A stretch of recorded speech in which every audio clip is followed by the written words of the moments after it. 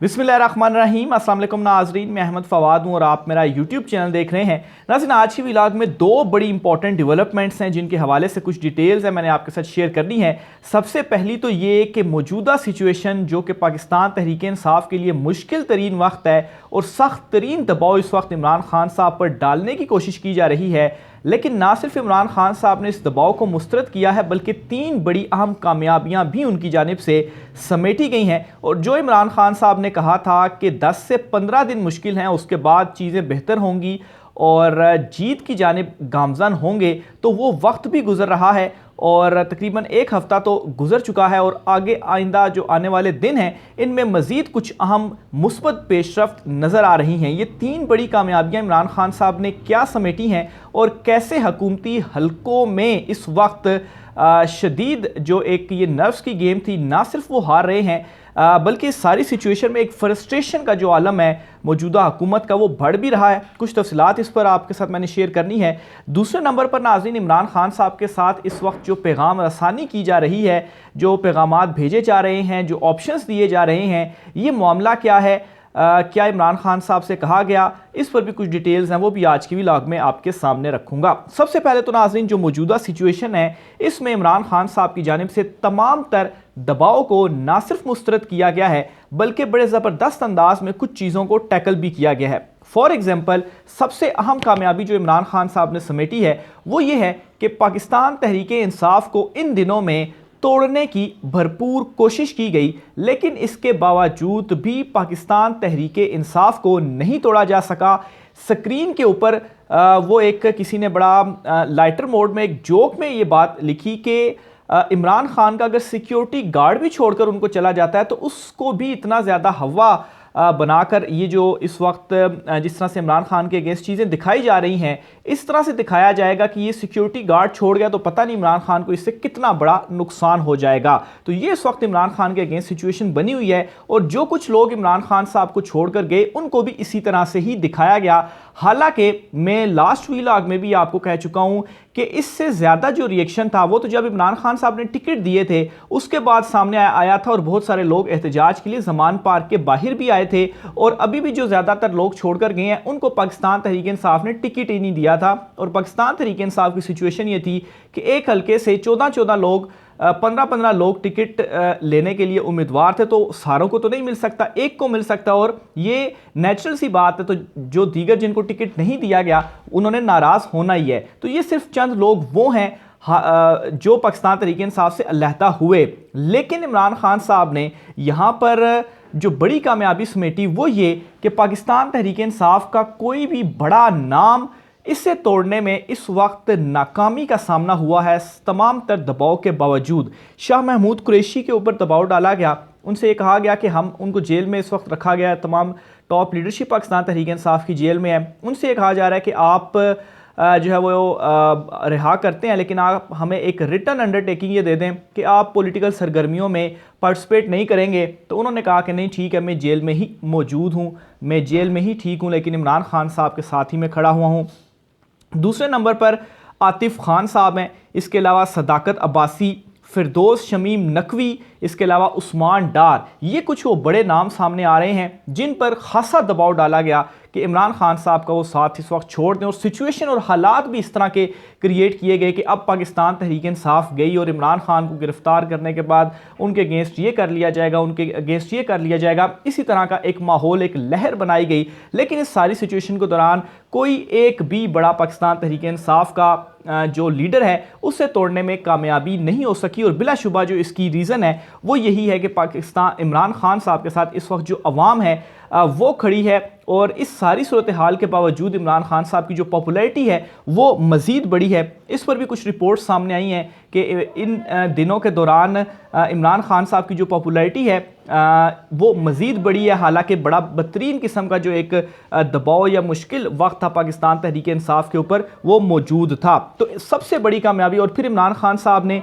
ये नहीं किया कि जो लोग उनको छोड़कर जा रहे हैं उनके हवाले से कुछ नेगेटिव कमेंट पास करें। इमरान खान साहब ने कल इस सारे मामले को डिफ्यूज़ भी इस तरह से किया अपनी प्रेस कॉन्फ्रेंस के दौरान कि उन्होंने कहा कि ठीक है, मेरी हमदर्दियाँ उनके साथ हैं और इस वक्त दबाव इतना ज़्यादा है कि बहुत सारे लोग उनको छोड़कर जा रहे हैं, तो कोई बात नहीं, कोई मसला नहीं, मैं ये हकीकी आज़ादी की जो जंग है वो लड़ता रहूँगा। और यूँ ये सारे का सारा जो मामला था वो डिफ्यूज़ होकर रह गया। अभी आप देख रहे होंगे कि जो 1-2 दिन से खबरें लगातार सामने आ रही थी कि ये पाकिस्तान तहरीक इंसाफ को छोड़कर चला गया और पाकिस्तान तहरीक इंसाफ टूट गई, वो मामला मुकम्मल तौर पर इस वक्त बैठ चुका है, क्योंकि इमरान खान साहब ने इसको अच्छा टैकल भी किया और इसमें जीत भी उनको हुई। दूसरे नंबर पर नाज़रीन, इस वक्त जो एक प्लान बनाया गया था इमरान खान के घर ऑपरेशन करने का, या जो 30 से 40 दहशतगर्दों की मौजूदगी के हवाले से जो एक बयानिया क्रिएट करने की कोशिश की गई, आमिर मीर ने आकर प्रेस कॉन्फ्रेंस की, तो ये वाला सारा मामला भी बड़े अच्छे अंदाज में इमरान खान साहब इसको भी टैकल करने में कामयाब हुए। और उस वक्त इमरान खान साहब ने तमाम मीडिया लोकल इंटरनेशनल को बुलाने के बाद खोल कर रख दिया कि देखें मेरे घर में कितने दहशतगर्द हैं। और अब वो जो मामला है बस एट द एंड ये उन्होंने कह दिया जी कि हमने ज़मान पार्क के करीब से कुछ लोग नहर के ज़रिए नहर के रास्ते से भाग रहे थे, 8 दहशतगर्द जो हैं उनको गिरफ्तार कर लिया है। तो ये वाला जो प्लान इमरान खान साहब के अगेंस्ट एक बनाया गया था कि इसका कुछ बहाना बना लिया जाए, उन दिनों चूँकि सिचुएशन भी इस तरह की सारी बनी हुई थी, इमरान खान को गिरफ्तार कर लिया जाए। 2 मरतबा वहाँ पर पुलिस गई, रात को भी और फिर नेक्स्ट डे भी गई, लेकिन ये जो प्लान है इसमें भी नाकाम हुए। ना सिर्फ नाकाम हुए बल्कि ये जो भोंडा किस्म का प्लान बनाया गया था, ये प्लान भी एक्सपोज हो गया और सबको ये साफ नज़र आने लग पड़ा कि 40 दहशतगर्द अगर वहाँ पर मौजूद हैं तो आपके पास इतनी पक्की इन्फॉर्मेशन है, आप उनको पकड़ क्यों नहीं रहे? आप 24 घंटे का अल्टीमेटम दे रहे हैं कि दहशतगर्द जो है वो भाग जाएं, और फिर उसके बाद आपने जो है वो जो 8 दहशतगर्द पकड़े हैं, कौन है कोई कुछ पता नहीं। तो सबको ये मालूम है कि एक जो है वो इमरान खान के अगेंस्ट किस तरह से इस चीज़ के ज़रिए भी उनको फंसाने की जो कोशिश थी वो की गई, लेकिन इसको भी इमरान खान साहब बड़े ज़बरदस्त अंदाज में इमरान खान साहब ने इसमें भी जीत हासिल की। फिर इसके अलावा नाज़रीन, इस वक्त बैरूनी तौर पर भी कुछ जो प्रेशर्स हैं वो मौजूद हैं, और जो दोस्त ममालिक है पाकिस्तान के, वो मुसलसल ये कह रहे हैं कि चीज़ों को मुज़ाकरात के ज़रिए और बैठ कर जो पॉलिटिकल जमातें हैं वो इनको हल करें, और मौजूदा सिचुएशन के ऊपर वो खुश नहीं हैं। तो इवन कि अमेरिका की जानिब से भी वहाँ पर भी कुछ इस तरह की जो हलचल है वो हुई है। और दूसरे नंबर पर मिलिट्री कोर्ट्स के हवाले से कहा जा रहा था कि मिलिट्री जो ट्रायल है इस सारी सिचुएशन के जो 9 मई के वाक़यात हैं वो किए जाएंगे। बिलाशुबा इसमें कोई शक नहीं है, ना सिर्फ मजम्मत बल्कि जो वाक़यात हुए हैं वो नहीं होने चाहिए थे, और जिन लोगों की जानिब से ये किया गया है कानून के मुताबिक उनको जो सज़ाएँ हैं वो मिलनी चाहिए। लेकिन जो मिलिट्री कोर्ट्स वाला मामला था इसने काफ़ी ज़्यादा जो चीज़ें थी उस पर क्वेश्चन भी रेज़ किए, और काफ़ी ज़्यादा एक सख्त रवैये का जो एक तासुर था वो भी सामने आया। तो बहरहाल इन मिलिट्री कोर्ट्स के हवाले से भी अब कुछ डिटेल्स सामने आ रही हैं कि इसमें भी कुछ जो मजम्मत है वो सामने आई है। तो बहरहाल ये कुछ 3 इम्पॉर्टेंट चीज़ें थीं जो कि इन दिनों में इमरान खान साहब उनको टैकल करने में कामयाब हुए। एक तो आमिर मीर का जो प्लान या निगरान हुकूमत का प्लान, और PTI को छोड़ने कर जो जाने वाले लोग थे उनके हवाले से जो बयानियाँ, और तीसरे नंबर पर जो बैरूनी एक इस वक्त प्रेशर आ रहा है। तो ये सारी की चीज़ें जो हैं वो इमरान खान साहब के हक़ में इस वक्त जाती हुई नज़र आ रही हैं। फिर नाज़रीन, पाकिस्तान तहरीक इंसाफ को तोड़कर एक नई जमात बनाने के हवाले से भी कहा जा रहा था। तो इसमें भी आपको मैं ये बताता चलूँ कि नई जमात बनाने के हवाले से जिन लोगों को तोड़कर ये कहा जा रहा था तो वो लोग राज़ी भी नहीं हो रहे कि नई जमात बनाई जाए, और ये लोग असल में पाकिस्तान तहरीक इंसाफ नहीं बल्कि नून लीग के थे। तो आप ये समझें कि इसमें असल में नून लीग जो है वो मज़ीद टूट रही थी। मैं 2 ट्वीट्स आपके सामने रखना चाहूँगा, इससे क्लियर हो जाएगी आपको मज़ीद सिचुएशन। शायद मितला साहब हैं, वो लिखते हैं कि जहांगीर तरीन के करीबी लोगों से बात हुई, उनका कहना था कि नई जमात की तैयारी पर काम हो रहा है, लाहौर में ऑफिस के लिए घर भी ले लिया है,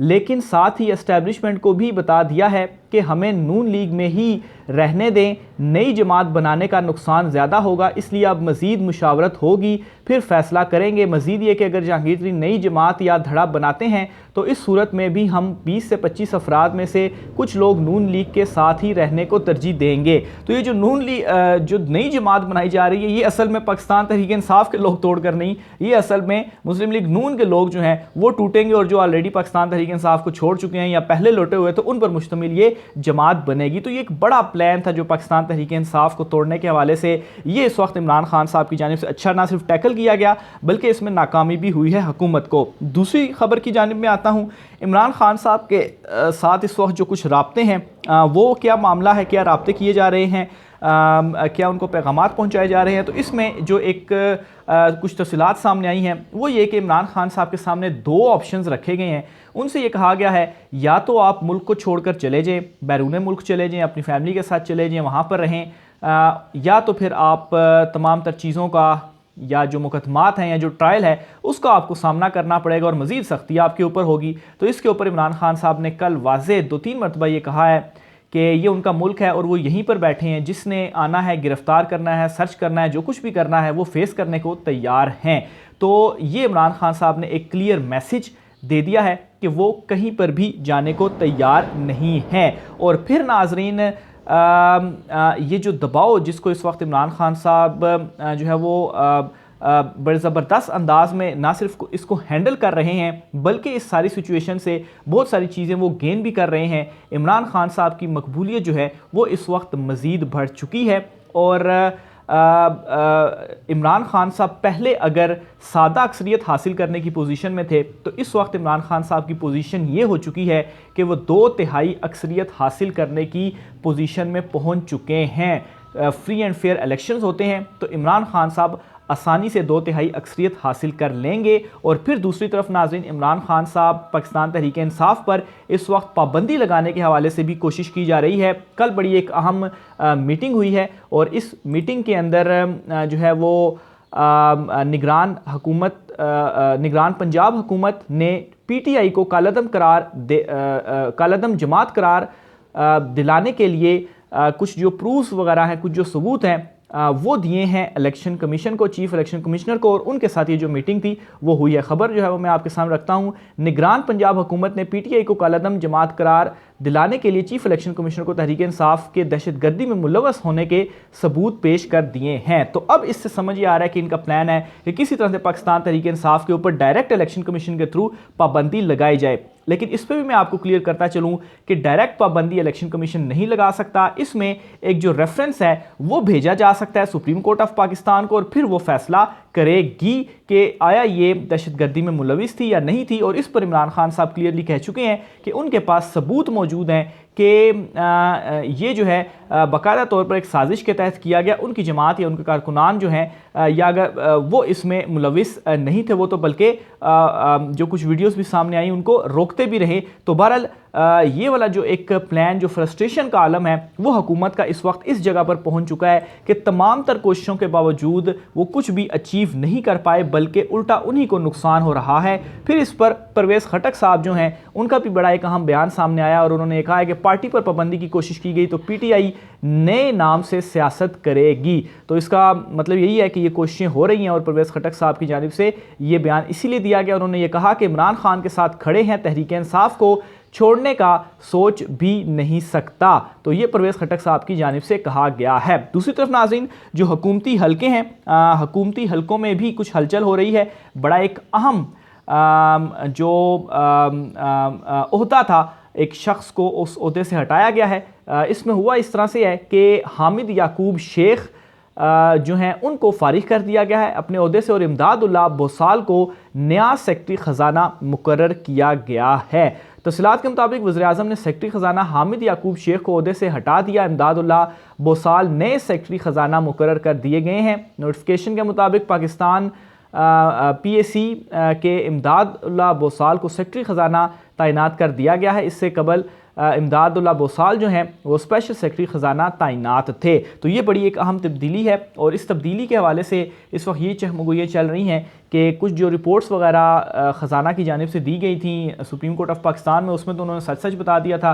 तो बहरहाल इस मामले के ऊपर कुछ नाराज़गी थी शहबाज शरीफ की तो इस वजह से शायद इनको हटाया गया। तो बहरहाल ये एक बड़ी इंपॉर्टेंट चेंज है क्योंकि नेक्स्ट मंथ जो बजट है वो भी लाजमी पेश किया जाना है और ये एक जो चेंज है वो इस वक्त हुकूमत के अंदर से आ चुकी है। दूसरे नंबर पर हुकूमत के पास भी इस वक्त जो वक्त है वो बहुत कम रह गया है। और नेक्स्ट मंथ उन्होंने बजट पेश करना है और नेक्स्ट मंथ बजट पेश करने के बाद फिर जो इलेक्शंस हैं उनमें जाना पड़ेगा, क्योंकि उसके बाद जो अगस्त है उसमें असम्बलियाँ वैसे ही अपनी जो मुद्दत है वो पूरी कर लेंगी। तो ये इस वक्त सारी की सारी सिचुएशन बनी हुई है। इमरान खान साहब को दबाने की इस वक्त भी भरपूर कोशिश जारी है। इमरान खान साहब जो है वो तमाम तर दबाव को मुस्तरद करते हुए उन्होंने कह दिया हुआ है कि मैं खड़ा हुआ हूं और चीज़ें आहिस्ता आहिस्ता अब चेंज होना भी शुरू हो चुकी हैं। राय का इज़हार कीजिएगा। आज की व्लॉग से इतना ही, मुझे इजाज़त दीजिए। अल्लाह हाफिज़।